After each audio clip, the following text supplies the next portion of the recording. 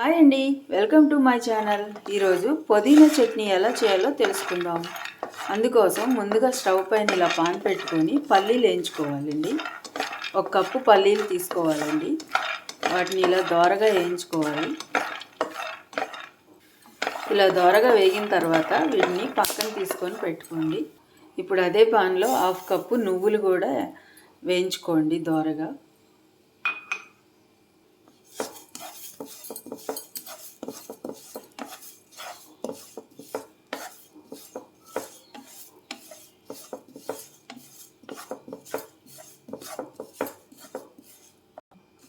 ఇలా దోరగా వేగిన తర్వాత వీటిని కూడా ఒక ప్లేట్లో తీసుకొని పెట్టుకోండి. ఇప్పుడు అదే పాన్లో ఆయిల్ వేసుకొని ఆయిల్ హీట్ అయిన తర్వాత ముందుగా మనం కట్ చేసి పెట్టుకున్న టమాటా ముక్కలు నేను ఇలా టమాటా ముక్కలు యాడ్ చేశానండి. 3 టమాటాలు కట్ చేసి ఇలా ఫ్రై చేసుకుంటున్నాను. ఇప్పుడు దీనిలోకి మన కారానికి తగ్గట్టు పచ్చిమిరకాయలు కూడా యాడ్ చేసుకోవాలి. పచ్చిమిరకాయలని ఇలా కట్ చేసుకొని యాడ్ చేసుకుంటే పేలకుండా ఉంటాయి.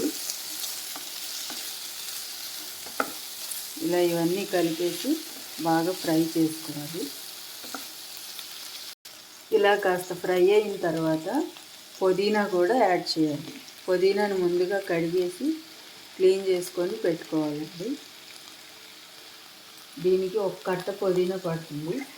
3 టమాటాలు యాడ్ చేసాను. 1 కట్ట పుదీనా కట్ట పడుతుంది.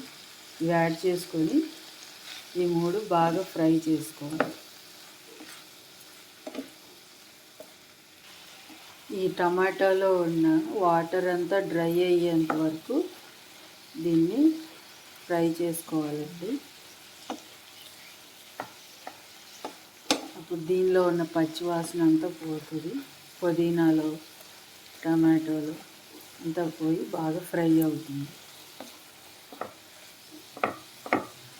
ఇలా మీడియం ఫ్లేమ్లో పెట్టి ఫ్రై చేసుకుంటే మాడకుండా టమాటాలు బాగా ఉడుకుతాయి.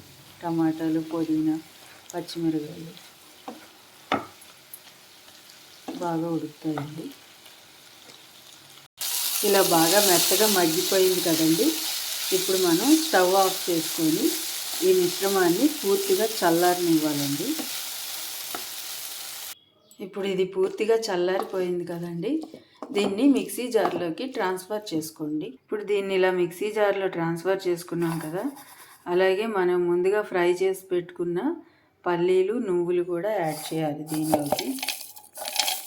అలాగే ఒక 10 వెల్లుల్లి రెబ్బలు, అలాగే మన టేస్ట్కి తగ్గట్టు సాల్ట్, అలాగే కాస్త కొత్తిమీర కూడా యాడ్ చేయాలండి. ఇలా కాడలతోనే టేస్ట్ బాగుంటుంది. ఇప్పుడు ఇవన్నీ కలిపి మనం మిక్సీ వేసుకోవాలండి. ఇలా మిక్సీలో ఈ కన్సిస్టెన్సీలో మిక్సీ వేసుకోవాలండి. మీకు కావాలంటే మెత్తగా అయినా చేసుకోవచ్చు. నేను మరీ పేస్ట్లా కాకుండా ఇలా ఈ కన్సిస్టెన్సీలో మిక్సీ వేసాను. ఇప్పుడు దీన్ని ఒక బౌల్లో ట్రాన్స్ఫర్ చేసుకొని తిరగమాత వేసుకుందాం. ఇలా తిరగమాత కోసం ఇవి పెట్టుకొని మినపప్పు, శనగపప్పు, జీలకర్ర, ఆవాలు వేసి తిరగమాత వేసుకుందాం. అలాగే కాస్త కరివేపాకు, అలాగే కాస్త పసుపు ఇవన్నీ వేసి బాగా మిక్స్ చేసుకొని ఈ చట్నీలోకి యాడ్ చేసుకుందాం.